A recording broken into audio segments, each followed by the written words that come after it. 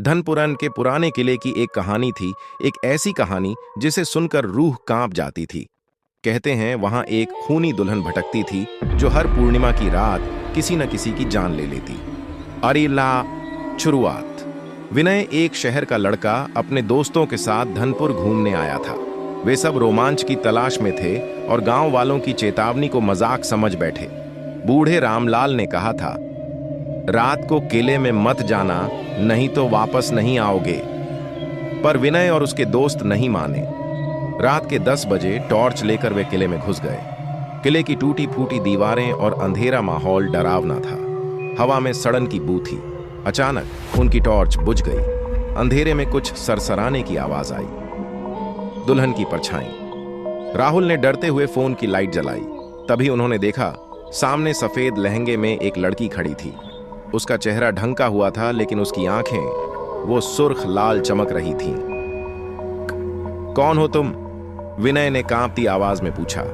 लड़की ने धीरे धीरे अपना घूंघट उठाया। उनका खून जम गया। उसका चेहरा जला हुआ था, होंठ सिले हुए थे और आंखों से खून टपक रहा था।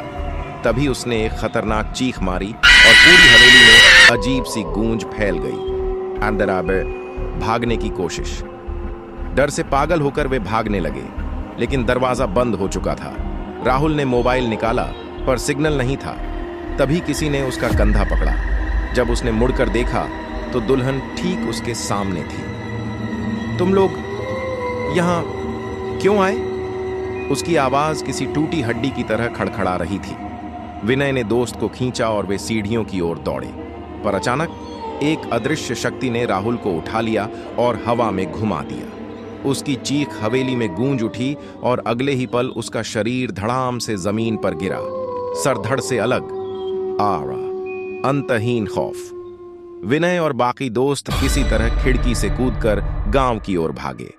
उन्होंने पीछे मुड़कर देखा तो दुल्हन हवेली की छत पर खड़ी थी और उसके हाथ में राहुल का कटा हुआ सिर था। सुबह होने पर गांव वालों को राहुल की लाश हवेली के दरवाजे पर मिली, लेकिन सबसे डरावनी बात यह थी कि उसकी आंखें अब भी खुली हुई थीं और ऐसा लग रहा था कि वह कुछ कहना चाहता है। बाद कोई भी उस हवेली के पास नहीं गया और हर पूर्णिमा की रात हवेली से वही चीखें सुनाई देती, जैसे कोई अपनी अगली शिकार की तलाश